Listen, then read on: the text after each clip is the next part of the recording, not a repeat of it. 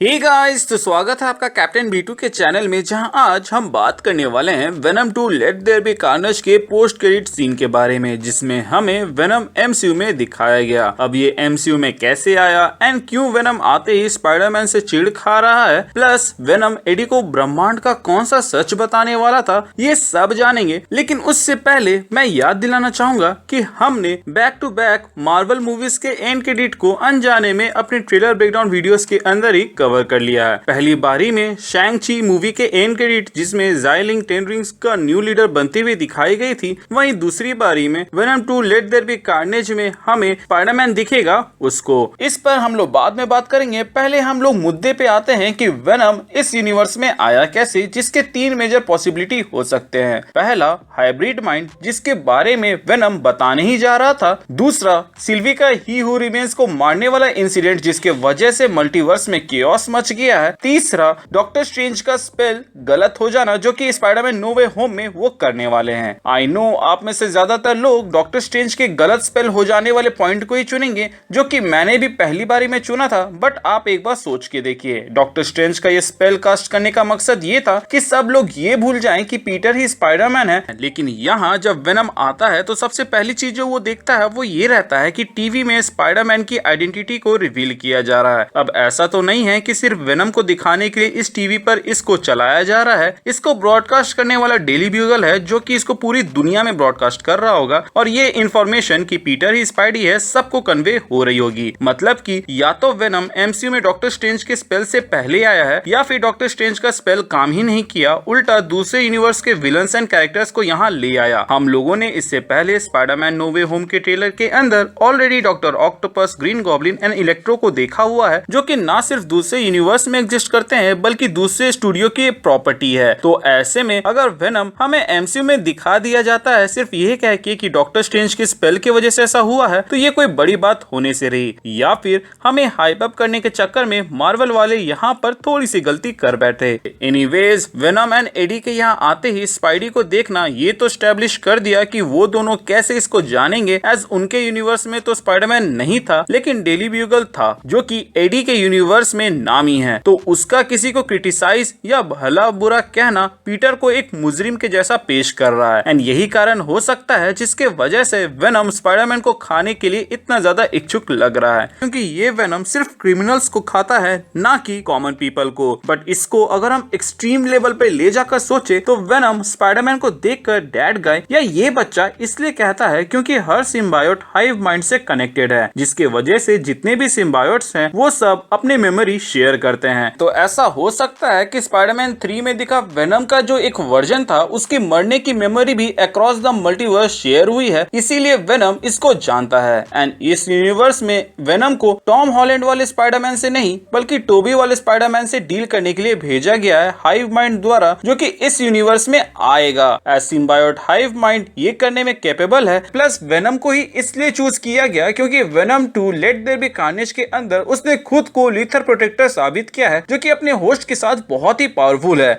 जिसके वजह से उसे ही यहाँ पर भेजा गया है। अब इतना एक्सट्रीम सोच ही रहे हैं तो यहाँ पर थोड़ी सी जगह मैडम वेब के लिए भी बना लेते हैं, क्योंकि एक यूनिवर्स से दूसरे यूनिवर्स में कैरेक्टर फेंकने का काम मैडम वेब भी करती है, लेकिन उनकी एक्शन स्पेशली स्पाइडरमैन सेंट्रिक होती हैं। मे बी उसने वेनम को पहले ही इधर लाकर पटक दिया ताकि वो स्पाइडरमैन की मदद कर सके डॉक्टर ऑक्टोपस, गॉब्लिन, इलेक्ट्रो जैसे विलन से डील करने के लिए। इनफैक्ट मैडम वेब वो कड़ी बन सकती है जिसके मदद से सोनी स्पाइडरमैन को MCU से निकालकर अपने बनाए गए सिनेमैटिक यूनिवर्स में फ्रीली यूज कर सके। इसके अलावा बचती है सिल्वी का ही हू रिमेन्स को मारने वाला कांड, जिसके वजह से मल्टीवर्स में केओस मचा हुआ है, जिसका इफेक्ट मोस्ट प्रोबेबली हमें वांडा विजन के एंड क्रेडिट में ही देखने को मिल गया था, जहाँ पे वांडा अपने बच्चों की आवाज सुन पा रही थी। तो मे बी उनको अपने यूनिवर्स में लाने के चक्कर में वांडा वेनम को इधर ले आती है, क्योंकि जिस तरह का डिसरप्शन हमें देखने को मिल रहा था वो सॉर्ट ऑफ वांडा विजन में देखने को मिला था। मे बी उसी को ठीक करने के चक्कर में डॉक्टर स्ट्रेंज का कोई मैच गलत काम करता है, जिसके वजह से सैंक्टम सेंटोरम के अंदर बर्फ रहता है। अब मैं ये आप पर छोड़ता हूँ कि आप कौन से रीजन के साथ जाना चाहोगे कि वेनम कैसे MCU में आया।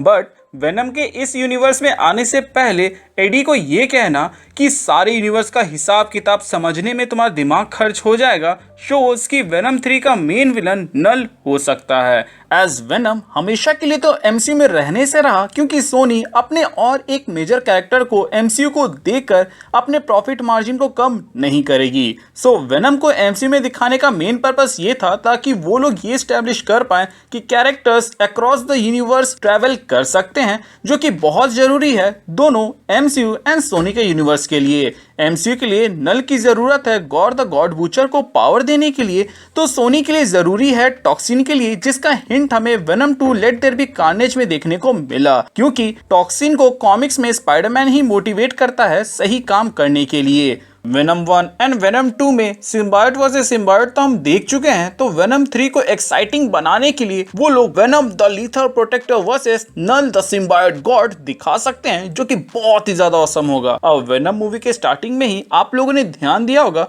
कि श्रीक को पावर्स को म्यूटेशन का रिजल्ट कहा गया था, एंड वी ऑल नो कि म्यूटेशन का नाम हम म्यूटेंट से तो रिलेट कर ही सकते हैं। एंड ऐसे रूमर्स भी आ रहे थे कि एमसीयू में कोई मेजर एक्समैन का कैरेक्टर दिखने वाला है, तो मल्टीवर्स में जो क्योस मचा हुआ है उसके वजह से म्यूटेंट्स भी एमसीयू का हिस्सा बन जाएंगे, जैसे वेनम या बाकी स्पाइडी के विलन्स बन रहे हैं। मे भी एमसीयू में दिखने का कारण सबका अलग अलग हो, बट अपने को क्या है, अपने को तो मार्वल कैरेक्टर्स को टीम अप करते हुए एक साथ देखना है। मुझे खुद भी सेटिस्फाइंग आंसर नहीं मिल रहा था, लेकिन फिर बाद में सोचा कि इसके वजह से मैं अपने आने वाले टॉपिक्स को क्यों डिले करूं, इसलिए सबसे पहले इसे ही कवर कर लिया और मुझे जितने भी आंसर्स और जितने भी बातें पता चली उन सबको इस वीडियो में बता दिया। अगर बाद में मुझे कोई नई बात पता चलती है या फिर कोई सेटिस्फाइंग आंसर मिलता है तो उसके ऊपर भी मैं वीडियो बना दूंगा। इसके अलावा आपको क्या लगता है कि वेनम एमसीयू के अंदर किसके वजह से आया, हमें कमेंट सेक्शन के जरिए बता दीजिएगा। क्या वो सिल्वी का ही हु रिमेन्स के मारने के वजह से जो मल्टीवर्स में कियोस मचा है उसके वजह से आया, या फिर डॉक्टर स्ट्रेंज के गलत स्पेल की वजह से, या फिर ये सब हाइव माइंड की वजह से हो रहा है, या फिर वांडा उसको लेकर आई है? अपने ओपिनियंस मुझे कमेंट सेक्शन में बताना मत भूलिएगा। इसके अलावा वीडियो अच्छा लगा हो तो लाइक कीजिएगा और कमेंट सेक्शन के जरिए अपने ओपिनियंस जरूर बताइएगा। अगर आप हमारे चैनल पे नए हैं तो चैनल को सब्सक्राइब कर दें, और पुराने हैं तो प्लीज़ चेक कि आपने बेल आइकन दबाया है या नहीं। अगर आपने दबा दिया है तो वेल एंड गुड, और अगर आपने नहीं दबाया है तो उसे दबा दे, ताकि जब भी मैं कोई वीडियो डालूं उसका नोटिफिकेशन आपको जाए। इसके अलावा हमारे चैनल का एक छोटा सा मोटो है, जो कि है लोगों की मदद करे, अपना ख्याल रखे एंड कीप मूविंग फॉरवर्ड का रट लगाकर आगे बढ़ते रहें। Thank you for watching this video, stay tuned. और अगर आपने इस वीडियो को यहाँ तक देख लिया है तो मैं आपको बताना चाहूँगा कि हम लोगों ने अपने व्हाट इफ सीरीज़ के अंदर what if venom was part of MCU को कवर किया है, तो अगर आपने उसको अभी तक नहीं देखा है तो उसको चेकआउट कर लीजिएगा। लिंक आपको डिस्क्रिप्शन और एंड स्क्रीन में शो होगा। इसके अलावा आगे आप किस चीज़ के ऊपर वीडियो देखना चाहते हैं वो भी हमें कमेंट सेक्शन के ज़रिए सजेस्ट कर सकते हैं।